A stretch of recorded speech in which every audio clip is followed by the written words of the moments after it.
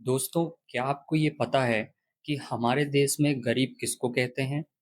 भारत सरकार ने इसी सवाल का जवाब देने के लिए कुछ समितियों का गठन किया, जिसमें से सुरेश तेंदुलकर समिति, जो 2009 में गठित की गई थी, के विचारों को भारत सरकार ने अपनाया और कहा कि यदि कोई व्यक्ति 33 रुपए प्रतिदिन से ज़्यादा कमाता है, तो वो गरीब नहीं है। लेकिन मैं आपसे पूछता हूँ कि 33 रुपए तो छोड़ो, अगर आप 200 रुपए प्रतिदिन का भी कमाते हो, तो क्या आप गरीब नहीं हो? इतने में आप खाना खाने के अलावा ना तो अपने परिवार को अच्छा इलाज और ना ही अपने बच्चों को अच्छी शिक्षा दे सकते हो। 33 रुपए में ना तो 1 लीटर दूध आता है और ना ही आधा किलो दाल, तो फिर परिवार चलाने की बात ही छोड़ो। तो फिर सरकार क्यों गरीबी की परिभाषा को नहीं बदलती? इसके कई कारण हैं, जैसे कि हमारे देश में 5% लोग ऐसे हैं जो 33 रुपए दिन का भी नहीं कमा पाते, और ऐसे में अगर सरकार ये बोल देती है कि 200 रुपए प्रतिदिन से नीचे कमाने वाले लोग गरीब होंगे, तो एक ही दिन में गरीबों की संख्या बढ़कर 20 से 30% हो जाएगी, जिससे देश की अंतर्राष्ट्रीय छवि खराब होगी। और सबसे बड़ा डर ये होता है कि सरकार की जो गरीबों के लिए योजनाएं हैं, उनको बाकी गरीबों को देना होगा, जिससे देश का बजट पूरी तरीके से बिगड़ जाएगा और सरकार का खजाना खाली हो जाएगा। तो ये सब तो ठीक है, लेकिन क्या हम वास्तव में एक गरीब देश हैं? चलिए जानते हैं वर्तमान में भारत की क्या स्थिति है। आज़ादी के बाद भारत के हर क्षेत्र में विकास तो हुआ, लेकिन इस विकास का आम जनता को उतना लाभ नहीं मिला जितना कि किसी अन्य देश में, जैसे कि चीन को मिला। आज भारत दुनिया की चौथी सबसे बड़ी अर्थव्यवस्था है, लेकिन यहाँ 5% आबादी ऐसी है जो 33 रुपए दिन का भी नहीं कमा पाती। 5% यानी 7 करोड़ लोग, जो कि पूरे इंग्लैंड की आबादी से ज़्यादा है। और कई स्रोतों से हमें ये भी पता चलता है कि देश की 70 से 80% आबादी महीने का 10,000 से भी कम कमाती है। तो आप मुझे बताइए कि इतने लोग गरीब हैं या नहीं? वहीं बिहार और झारखंड जैसे राज्यों में लोगों की हालत इससे भी ज़्यादा खराब है। आपको ये जानकर हैरानी होगी कि भारत के 1% अमीर लोगों के पास देश का 40% पैसा है, जबकि 50% आबादी ऐसी है जिसके पास देश का सिर्फ 3% पैसा है। अंग्रेजी में एक शब्द है जिसे चाइल्ड वेस्टिंग कहा जाता है। भूख के कारण जब बच्चे का दिल धड़कने के लिए खुद के शरीर की मांसपेशियों को खाने लगे, तो इसे चाइल्ड वेस्टिंग कहते हैं। हम भले ही चांद पर पहुंच गए हों और हमारे पास कई अरबपति लोग हैं, लेकिन हमारे यहाँ चाइल्ड वेस्टिंग रेट 18% से अधिक है, जो दुनिया में किसी भी देश से अधिक है। भारत में करोड़ों परिवार के लिए अपने बच्चों को पढ़ाने का मतलब है अपनी रोजी रोटी के साथ समझौता करना, क्योंकि गरीब परिवारों में बच्चों को छोटी उम्र से ही काम पर लगा दिया जाता है ताकि परिवार की रोजी रोटी चल सके। हमारे देश के हालात ऐसे हैं कि अगर सरकार फ्री में राशन ना बांटे, तो लाखों लोग भूखे मर जाएंगे। हमारे देश में किसी व्यक्ति की आर्थिक स्थिति उसके माता या पिता की आर्थिक स्थिति पर निर्भर करती है। मतलब, अगर आपके पिता अमीर हैं, तो 99% संभावना है कि आप भी अमीर ही रहेंगे। लेकिन आपके पिता यदि गरीब हैं, तो बहुत संभावना है कि आप भी गरीब ही रहेंगे। हमारा देश अभी भी उस स्थिति में है जहां राजा का बेटा राजा ही होता है। तो आखिर भारत में गरीबी का कारण क्या है? आपको तो पता ही होगा कि एक समय ऐसा था जब भारत को सोने की चिड़िया कहा जाता था। ये बात बिल्कुल सही है। 1500 साल पहले जब भारत में मौर्य और गुप्त साम्राज्य था, तब भारत की जीडीपी दुनिया की जीडीपी का 25 से 30% थी। भारत कुछ विशेष वस्तुओं के कारण दुनिया में व्यापार का प्रमुख केंद्र था, जैसे कि सोना और अन्य कीमती धातुएं, मसाले जैसे कि काली मिर्च और इलायची, कपड़े जैसे कि कपास और रेशम, उन्नत शिल्प और धातु विज्ञान। भारत की समृद्धि से प्रेरित होकर देश दुनिया से कई इतिहासकार भारत घूमने आए और उनसे ही हमें भारत की समृद्धि के प्रमाण मिलते हैं। 2500 साल पहले ग्रीक इतिहासकार मेगस्थनीज चंद्रगुप्त मौर्य के दरबार में आया था।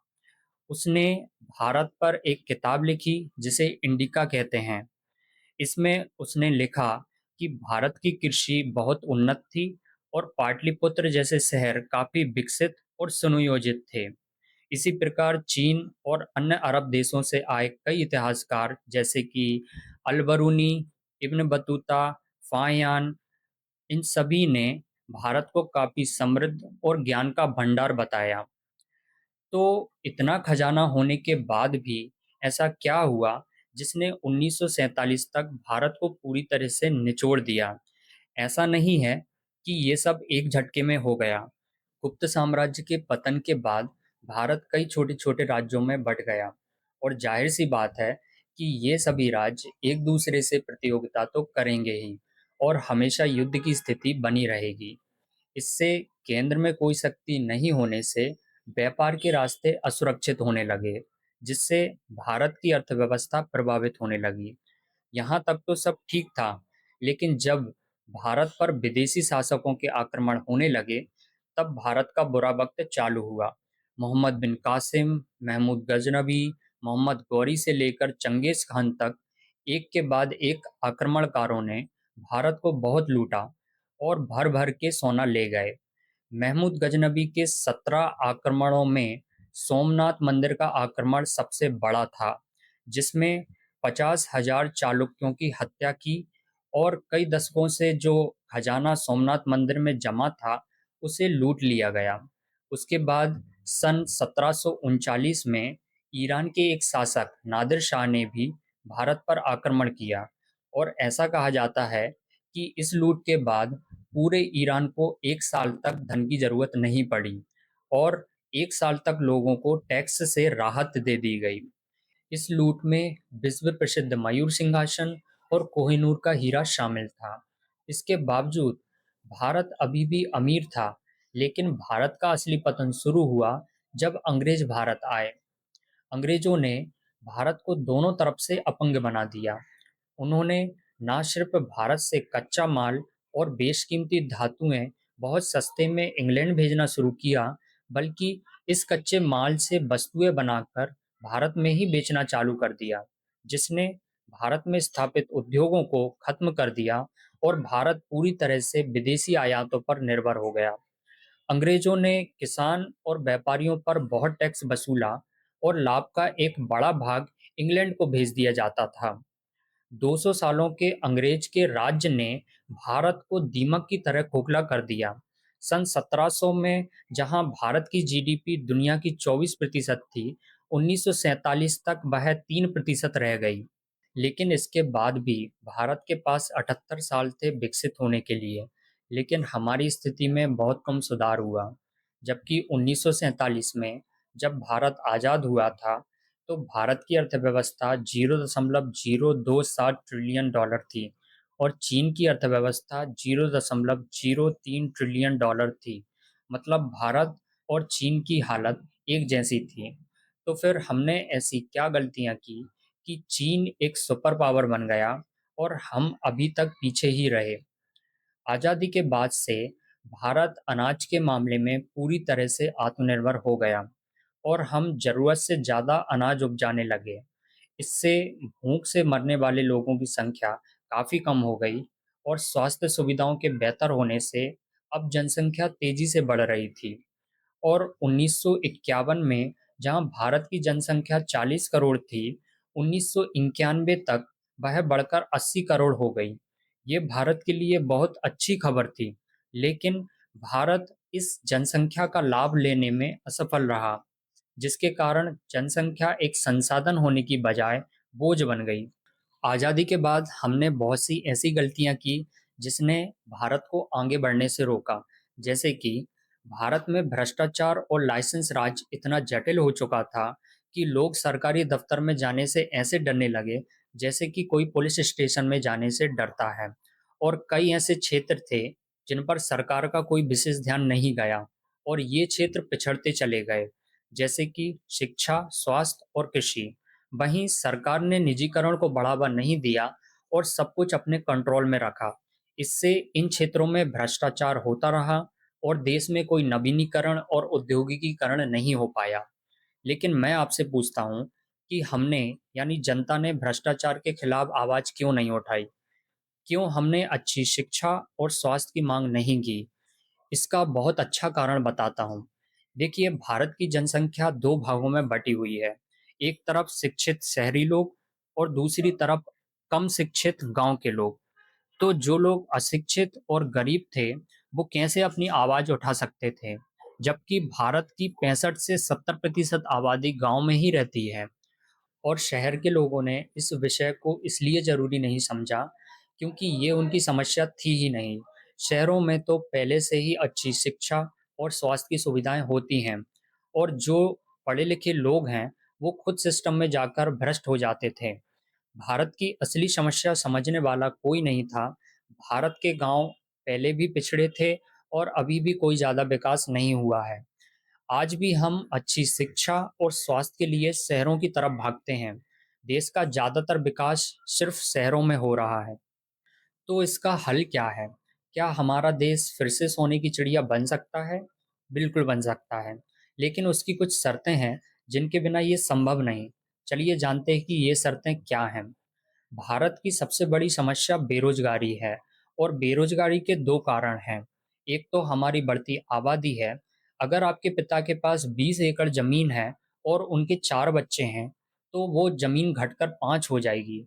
साथ ही ये संभावना भी बहुत कम होती है कि सभी बच्चों को कोई अच्छा रोजगार मिले, क्योंकि भारत में प्रतियोगिता अपने चरम पर है और हर व्यक्ति के लिए एक सफल धंधा स्थापित करना काफी चुनौतीपूर्ण होता है। इसी कारण इनमें से कुछ बच्चे वापस गरीबी के चक्र में फंस जाते हैं। बेरोजगारी का दूसरा कारण है कि भारत में इतनी नौकरियां है ही नहीं, तो मिलेंगी कैसे?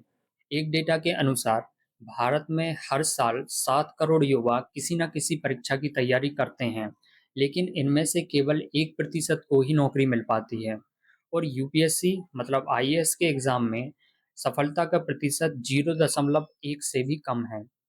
क्या इसका मतलब ये है कि 7 करोड़ युवाओं में से केवल 7 लाख युवा ही मेहनत करते हैं? जी नहीं। और जब जी जान एक करने के बाद भी नौकरियां नहीं मिलती, तो युवाओं को समाज के ताने सुनने पड़ते हैं। कई युवा डिप्रेशन में तो कई आत्महत्या कर लेते हैं, क्योंकि उन्हें नहीं पता होता कि आगे अब क्या करना है। उनकी जिंदगी में कोई मकसद नहीं रह जाता। हम अक्सर बोलते हैं कि मेहनत करने से आप कुछ भी पा सकते हैं। बिल्कुल सही है, लेकिन मैं आपसे पूछता हूँ कि जिसके पास पैसा और अच्छी शिक्षा उपलब्ध है, उनको भी नौकरियाँ नहीं मिल पा रही। तो जो गरीब हैं, खाने के लिए पैसा नहीं है, उनसे आप कैसे उम्मीद कर सकते हो कि वे जीवन में सफल हो सकते हैं? उनकी नाकामी उनकी मेहनत से नहीं, बल्कि हमारे देश की सिस्टम की नाकामी से है।